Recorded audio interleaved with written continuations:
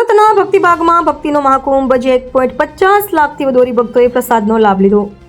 સુરતના આંગણે ભક્તિનો મહાકુંભ ભક્તિબાગ ખાતે ભવ્ય શાકોત્સવ સંપન્ન 1.50 લાખ ભક્તોએ લીધો પ્રસાદ। ડાયમંડ સિટી સુરતમાં ભક્તિ અને સમર્પણનો અનોખો સંગમ જોવા મળ્યો હતો। શહેરના એન્થમ સર્કલ પાસે આવેલા ભક્તિબાગ ખાતે ધર્મકુળ આશ્રિત સત્સંગ સમાજ દ્વારા એક ભવ્ય શાકોત્સવનું આયોજન કરવામાં આવ્યું હતું। આ મહોત્સવમાં અંદાજે 1.50 લાખથી વધુ હરિભક્તોએ ઉમટી પડીને ભગવાનના પ્રસાદનો લાભ લીધો હતો। આ શાકોત્સવ માત્ર એક ઉત્સવ જ નહીં પરંતુ બે મહાન સંપ્રદાયોના સમન્વયનું પ્રતીક બન્યો હતો। કાર્યક્રમમાં શ્રી વલ્લભકુળ અને શ્રી ધર્મકુળનું દિવ્ય મિલન જોવા મળ્યું હતું। ષષ્ઠ પીઠાધીશ્વર વૈષ્ણવાચાર્ય પરમ પૂજ્ય ગોસ્વામી શ્રી દ્વારકેશલાલજી મહોદયના પ્રતિનિધિ સ્વરૂપી પરમ પૂજ્ય 108 ગોસ્વામી શ્રી આશ્રય કુમારજી બાવાજી ઉપસ્થિત રહ્યા હતા અને સ્વામિનારાયણ સંપ્રદાય વડતાલ શ્રી લક્ષ્મીનારાયણ દેવ ગાદીના ભાવિચાર્ય પરમ પૂજ્ય 108 શ્રી નગેન્દ્ર પ્રસાદજી મહારાજ અને મહામંડલેશ્વર ભારદ્વાજ મહારાજ પણ વિશેષ ઉપસ્થિત રહી ભક્તોને આશીર્વાદ પાઠવ્યા હતા। શાકોત્સવની પૂર્વ સંધ્યાએ હજારો ભક્તો દ્વારા તૈયારીઓ પૂર્ણ કરી દેવામાં આવી હતી। ઉત્સવને સફળ બનાવવા માટે 2000થી વધુ સ્વયંસેવકોએ દિવસ રાત જોયા વગર ખડે પગે રહીને વ્યવસ્થા સંભાળી હતી। શિસ્તબદ્ધ આયોજનને કારણે લાખોની મેદની હોવા છતાં ભક્તોએ સુખરૂપ દર્શન અને પ્રસાદનો લાભ લીધો હતો। ભક્તો માટે શુદ્ધ ઘીમાં બનેલી વાનગીઓ તૈયાર કરવા માટે દેશી ચૂલાઓ તૈયાર કરવામાં આવ્યા હતા। રસોડાની ભવ્યતા આંકડાઓ પરથી જાણી શકાય છે। 20,000 કિલો રીંગણાના શાક માટે 750 કિલો ઘી અને અન્ય મળી કુલ 1,875 કિલો ઘીનો ઉપયોગ થયો હતો। 12,000 કિલો બાજરાના લોટનો ગરમા ગરમ રોટલા તૈયાર કરવામાં આવ્યા હતા। શાકોત્સવની આ પરંપરા ભગવાન સ્વામિનારાયણના સમયથી ચાલી આવે છે।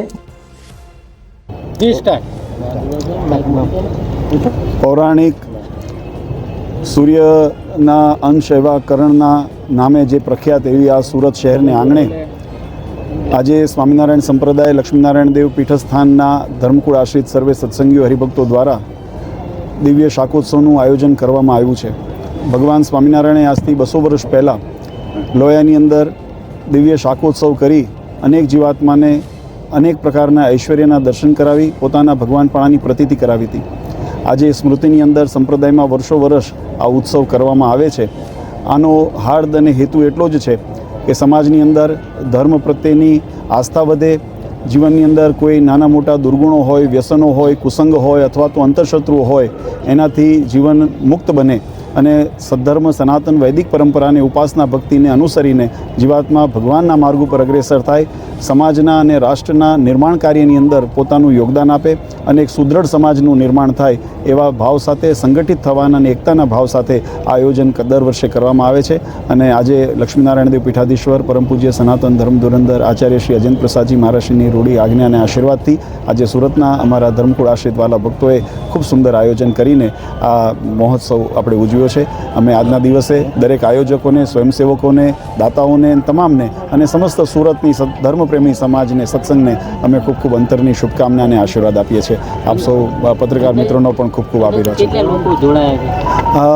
સંખ્યા ગણી શકાય તો એવી નથી પણ લગભગ અમારું જે રસોડાની વ્યવસ્થા છે એની અંદર 1.25 લાખથી ઉપર હરિભક્તોની વ્યવસ્થા કરવામાં આવી છે। દર વખતે લગભગ 1.25 લાખથી ઉપર હરિભક્તો પ્રસાદ લેતા હોય છે એટલે એના ઉપરથી આપણે અનુમાન લગાવી શકીએ કે 1.25 લાખ 1.5 લાખ જેટલું માણસો આ મહોત્સવમાં લાભ લે છે। વિશેષ શાકોત્સવમાં જે આજનો ઉત્સવ ભગવાન સ્વામિનારાયણે 200 વર્ષ પહેલાં રીંગણાનું શાક બનાવ્યું હતું એટલે શાકોત્સવ જ્યારે ઉજવવામાં આવે ત્યારે રીંગણાનું શાક ને બાજરાના રોટલા એ એનું મુખ્ય કેન્દ્ર હોય છે। પછી એની સાથે કોઈ મિષ્ટાન હોય, ફરસાણ હોય વગેરે ભક્તો પ્રેમથી બનાવતા હોય છે અને બધા ભગવાનને ધરાવી અને ભગવાનનું સ્મરણ કરતાં કરતાં એને આરોગે છે।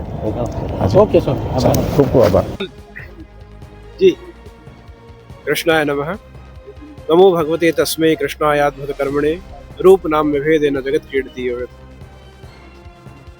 ખૂબ આનંદની વાત છે કે આજે સૂર્યનગરી સુરતમાં શાકોત્સવનું મહા આયોજન કરવામાં આવ્યું છે।